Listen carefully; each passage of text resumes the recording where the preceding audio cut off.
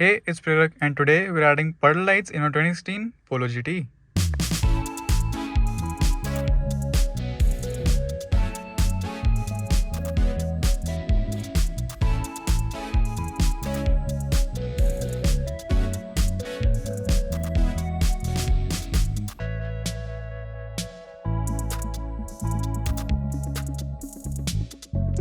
Puddle lights are pretty common in higher segment cars and their purpose is just to light up your path around the doorway so that you don't accidentally step into any puddles if there are any. And cars like Skoda, Octavia, both Mark II and Mark III, Skoda Super, Passat, a lot of these cars have puddle lights.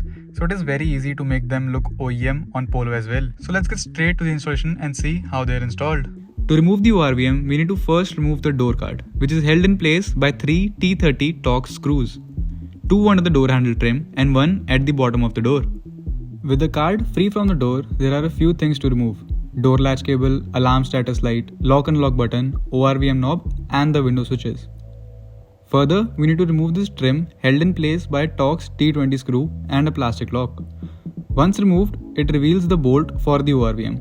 But before that, we need to unplug the ORVM and get it free from the door. Unplug its pigtail connector and cut the zip tie holding the harness in place.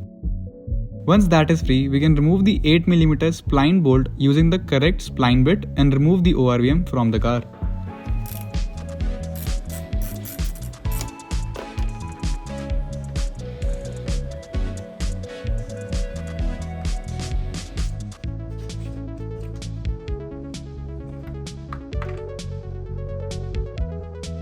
We need to take it apart entirely to add a light at the bottom of it.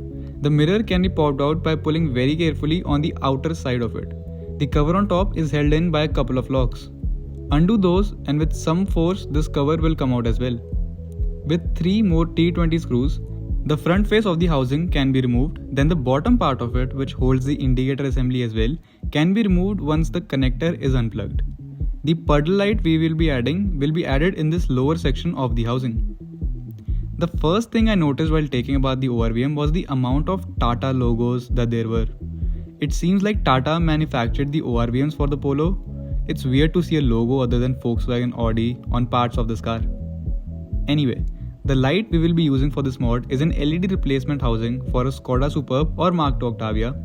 This is the smallest housing I could find, but even then it needs to be trimmed to a much smaller size as the ORVM has zero space inside it.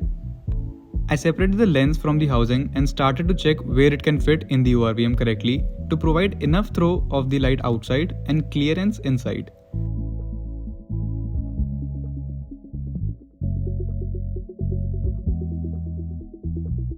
This location where the part number is printed was perfect. I started making small cuts and made a triangle. I kept making it bigger and bigger till the lens fit in it. The fitment was great and the lens was flush with the housing as if it was made for this. I took a template of the cut I made on an A4 sheet and replicated the same cut on the other ORVM as well.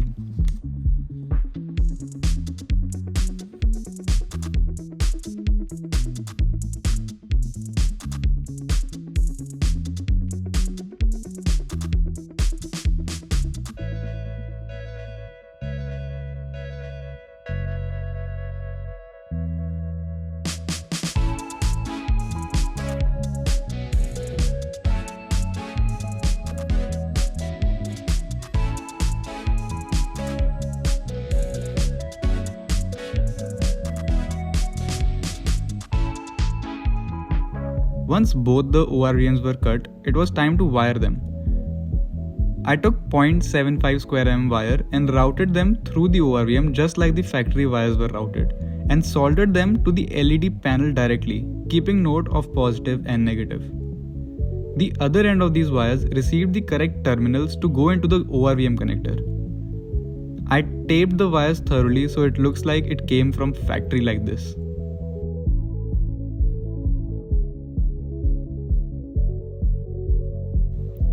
The LED panel was covered with some clear RTV to make it weatherproof. Same RTV was used to glue these housings to the ORVM. This seal will not be as permanent as M seal, but this was done on purpose, as the LEDs can fail and a replacement might be needed down the years. so using a semi-strong seal was better.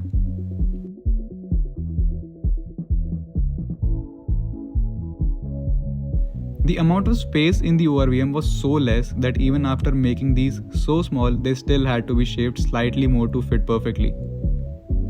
After that was done, I gave everything a quick clean and started assembling the ORVMs.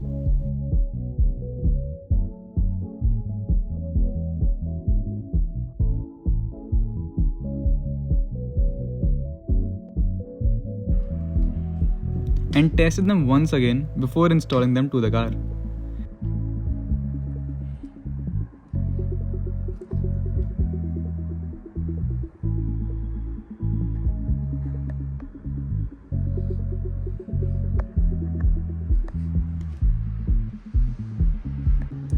With the light installed in the rear view mirror, let's understand how we are going to wire it. Now you can see the entire wiring mess. I'm in the process of rewiring half the car. I've done that side entirely. Even the mirror has been wired on that side. Let's ignore this and focus on the door and how to wire it. In the mirror's connector, I've given power to the light by adding these two wires, this black and white, as you can see, number 8 being positive and 9 being negative. So similarly, we need to add that on this side of the connector as well. This is in the car itself, and we need to add two wires here in slot number 8 and slot number 9. And in order to run those two wires till here, we need to follow the harness of the door, which goes through this grommet and comes out through this grommet right here. I've just pulled it out, and we can add those particular wires to this connector with the correct terminals. Now with that, we will finish the door, and then we'll need to move on the inside. We'll need to grab this connector. This is the door connector's female side, and add those two wires here as well, and then we are going to power it through the footwell light. So now I have the wires routed on this side. These are the two terminals for the Puddle light. The rest of the two wires are for the tweeter. I am rewiring it. This connector has two empty slots, so I'm going to add the correct terminals. Add the terminals into this connector, and this will power the tweeters. So I'm doing the same process for them as well, but we are interested in the Puddle light. These are the terminals that will be powering them up. I've taken the wiring through both the grommets, and I've added the terminal to one of them.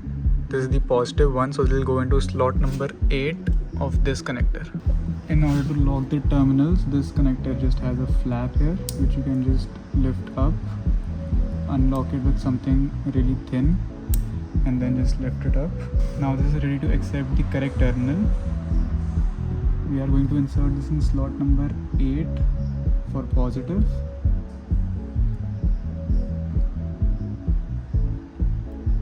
It should click into place. Just check if it has. Yes, it is in place. Pull it out. If it doesn't come out, you have inserted correctly. Now we'll add the terminal to the other one, which is the negative.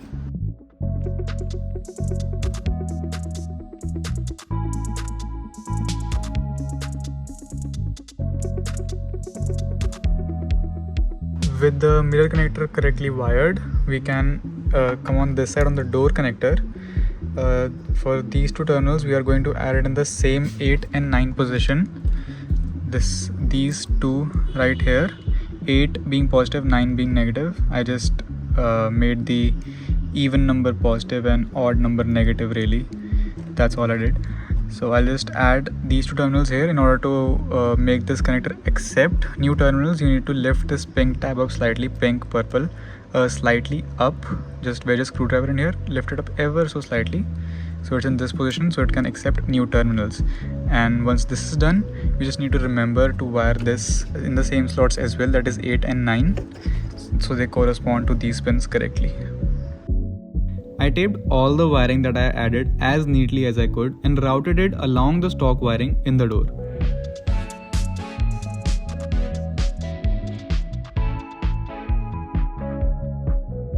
These are the terminals needed to wire the female end of the door connector. As you can see, I have fixed the wiring mess by removing some and rerouting rest of the wires I had added previously to this car. Right now, I tabbed into the power and ground of footwell lights and added the correct terminals to them. To add those in the connector, we need to first lift up the tab and pull the other tab up slightly. Then the connector is ready to accept the terminals.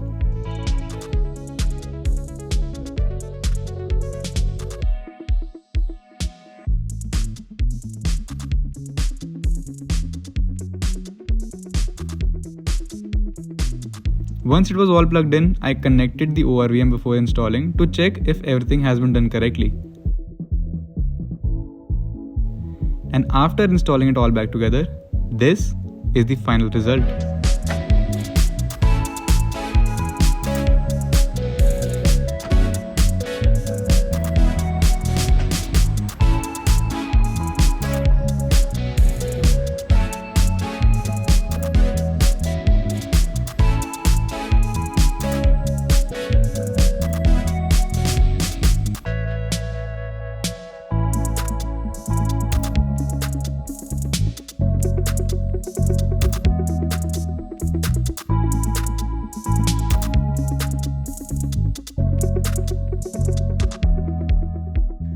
So that was all on the topic of adding puddle lights to my car. Now I know a lot of you must be thinking why I didn't add them to the door card at the bottom.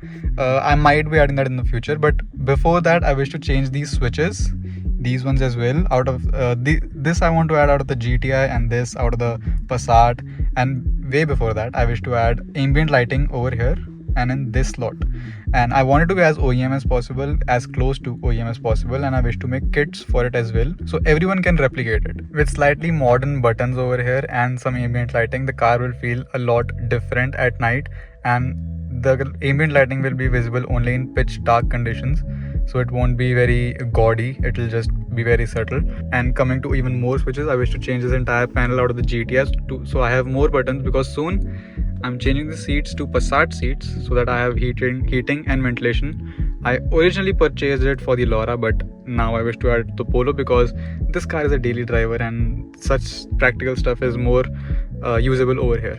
So I wish to add the panel which has more buttons out of the GTI, and then there will be a heating button here, there, and after I get the BCM Max there will be even more options that I can add over here.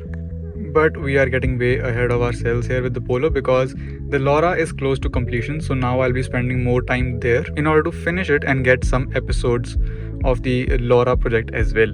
So for the time being, I'll put a pause to everything that I just mentioned, and all of this will be done in the future but not in the near future. So with time all of this will be done as well, but for now I'll be focused on the Laura to complete it and get the episodes out as well. So that was all I wanted to talk about today. Thank you so much for watching, and I'll see you next time, hopefully in the Laura.